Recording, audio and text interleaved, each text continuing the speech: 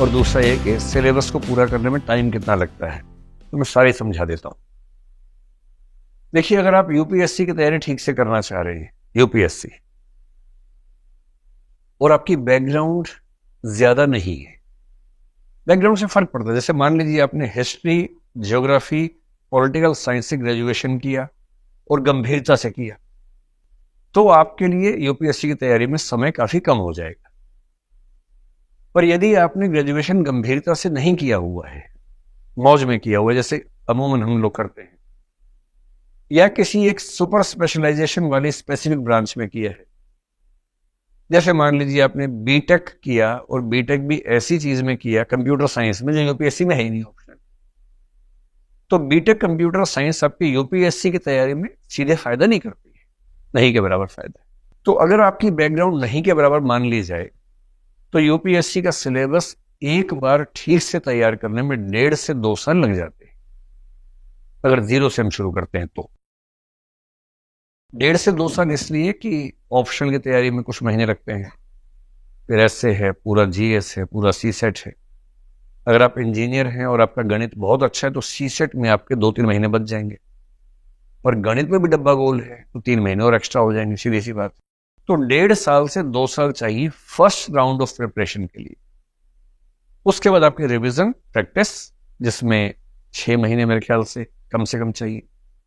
तो जिस साल आप तैयारी शुरू करेंगे, उसके 2 साल बाद का जो अटेम्प्ट है आप वो दे सकते हैं, क्योंकि आपको उस अटेम्प्ट के दौरान भी 6 महीने मिले जाएंगे। कुछ चीजें प्रीलिम्स और मेंस के बीच में भी कर लेंगे हम लोग। तो जो लोग ग्रेजुएशन शुरू कर रहे हैं उनके लिए तो बहुत मुफीद मामला ये है कि ग्रेजुएशन के साथ साथ तैयारी कर लें, ग्रेजुएशन खत्म होते ही एग्जाम दें, क्योंकि कम उम्र में आईएएस, आईपीएस या पीएससी में आने का फायदा ज्यादा होता है। सिंपल सी बात, अगर मैं आईएएस की बात करूं, आईएएस बन के आप 5 या 6 साल में कलेक्टर बनते हैं, 9 साल में बड़े जिले में कलेक्टर बनते हैं, 13-14 साल में कमिश्नर बनेंगे, 17 साल की जॉब होने के बाद आप राज्य में सेक्रेटरी या केंद्र में जॉइंट सेक्रेटरी बन जाते हैं। वहां से 10 साल का स्टेग्नेशन है। लगभग 26 साल के आसपास की जॉब होने पर आप बनेंगे एडिशनल सेक्रेटरी, जो यहां पर एसीएस होता है राज्य में। और एसीएस बनने में या एडिशनल सेक्रेटरी बनने के लिए जरूरी होता है कि आपके पास पर्याप्त जॉब बची हुई हो। लगभग 30वें साल में आपको सेक्रेटरी बनने का ऑप्शन मिलता है केंद्र में। सेक्रेटरी का मतलब पूरी मिनिस्ट्री का ब्यूरोक्रेटिक हेड, जो बहुत बड़ा पद है। और आईएएस बनने में मजा उसी पद में है बेसिकली। और सेक्रेटरी बनने की शर्त क्या है? सेक्रेटरी के लिए एम्पैनलमेंट उसी का होगा जिसके पास कम से कम 2 साल की सर्विस बची हुई है।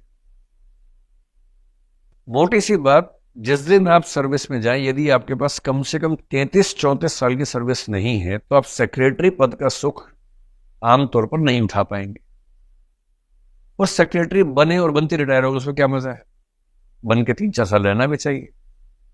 तो मजा तब है जब आपके पास कम से कम 36 साल की सर्विस हाथ में हो। 60 में रिटायर हो जाते हैं। तो 24 साल में अगर आप सिविल सर्वेंट बन गए हैं, तो आप इस नौकरी का वो अधिकतम सुख उठा पाएंगे जो जिसके लिए लोग जाना चाहते हैं। और अगर आप अच्छा काम करते हैं तो क्या है कि सेक्रेटरी बनेंगे, पर यदि आप काम ठीक कर रहे हैं तो आपके रिटायरमेंट से पहले आपको एक्सटेंशन 2-3 साल का मिल सकता है। फिर आप 62 तक 63 तक काम करेंगे। उसमें भी जब रिटायर होने वाले भी 63 में एक दिन पहले सरकार क्या करेगी? आपको यूपीएससी के मेंबर बना देगी, 2 साल और मिल गए, या सीएजी बना दिया, कोई ऐसा पद जिसमें 65 साल तक रिटायरमेंट होती है। पर ये सारे सुख उनको मिलेंगे जो 24 साल मैक्सिमम 25 साल तक ज्वाइन कर लेंगे मसूरी में आईएएस की नौकरी। इसलिए मैं आज के लिए कहने लगा हूं कि ग्रेजुएशन में अगर संभव है तो फर्स्ट ईयर के एंड के पार्ट से, नहीं तो सेकंड ईयर की शुरुआत से सीरियस प्रिपरेशन शुरू कर देनी चाहिए। और 2 साल आपको ग्रेजुएशन के साथ साथ ही मिल जाएंगे, तो ग्रेजुएशन खत्म होते ही आप तैयार हैं। और यदि आपकी उम्र 21 हो गई है, आमतौर पर ग्रेजुएशन 3 साल का जब करते हैं तो 20 में खत्म हो जाता है ग्रेजुएशन, तो 1 साल बचता है उसके बाद, अगर आप शुरू से सही टाइम पे चल रहे हैं तो। अगर 20 में ग्रेजुएशन हुआ और आपकी तैयारी एक बार हो गई है, तो 20 से 21 वाला जो 1 साल है उसमें revision, practice, answer writing skills, वो सब करना है। और 21 की उम्र होते ही सीधे दहाड़ते हुए यूपीएससी के अंदर जाना है और सीधे वहां से मसूरी की यात्रा पर निकल जाना है। हर साल ऐसे कुछ लोग होते हैं। पहला अटेम्प्ट, अभी इसी बार एक बच्चा है 136वें रैंक पे आया है, 22 साल का है, सेकेंड अटेम्प्ट है, आईएएस, प्रॉपर आईएएस में आ गया। पिछले साल एग्जाम दिया था, सिलेक्शन नहीं हुआ था 21 में, मतलब 21 का होने वाला था तब एग्जाम दिया था उसने, क्योंकि 21 के आप है या नहीं इसका फैसला 1 अगस्त को होता है। जिस साल आप एग्जाम देंगे उस साल की 1 अगस्त को आप 21 के हैं या नहीं है, इस बात से फैसला होता है। तो डेट ऑफ बर्थ अगस्त के आगे होने और पीछे होने से बहुत फर्क पड़ जाता है। तो उसने 21 की उम्र में दिया, फिर एग्जाम दिया दूसरी बार, 22 की उम्र होती है तो प्रॉपर आईएएस में है, मैक्सिमम 22.5 22.5 में ज्वाइन करेगा, 37.5 साल की सर्विस हाथ में है।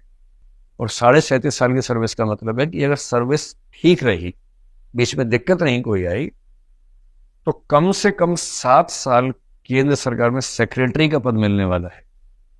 और जो 7 साल सेक्रेटरी बनते हैं उनमें से कुछ लोग बड़े सेक्रेटरी, होम सेक्रेटरी जैसे होता है, फाइनेंस सेक्रेटरी जैसे होता है, वो पद मिलते हैं। वो पद भगवान के पद नंबर 2 पे वही पद आते हैं, इतने बड़े पद होते हैं। जैसे होम सेक्रेटरी के मैं आपको थोड़ा समझाऊं, होम सेक्रेटरी आईएएस होता है। अब उसका काम है पूरे देश की कानून व्यवस्था का ध्यान रखना। एक फोर्स का नाम है सीआरपीएफ, आपने सुना होगा। सीआरपीएफ का जो डायरेक्टर होगा, डीजीपी होगा, हेड होगा, वो आईपीएस होगा। सीआईएसएफ उसका हेड आईपीएस होगा, बीएसएफ उसका हेड आईपीएस होगा, एसएसबी उसका हेड आईपीएस होगा, सीबीआई उसका हेड आईपीएस होगा, एनआईए उसका हेड आईपीएस होगा, आईबी उसका हेड आईपीएस होगा। इन सब का हेड होम सेक्रेटरी है। आप वो रैंक समझिए मैं जिसकी बात कर रहा हूं। जो व्यक्ति इन सारी ऑर्गेनाइजेशंस की रिपोर्टिंग लेता हो और इन सब के माध्यम से इंश्योर करता हो कि देश सुरक्षित रहे, ये पद ऐसे नहीं मिल जाता है। इस पद के लिए कम से कम 35-36 साल की सर्विस हाथ में होनी चाहिए, और वो तभी है जब 24 साल तक आप सर्विस के अंदर चले जाए, मसूरी की यात्रा अपनी कर जाए। इसलिए अगर आपकी ग्रेजुएशन चल रही है, आपने बताया था ना, तो ग्रेजुएशन के साथ में थोड़ी सी मेहनत कर लेंगी तो अच्छा रहेगा।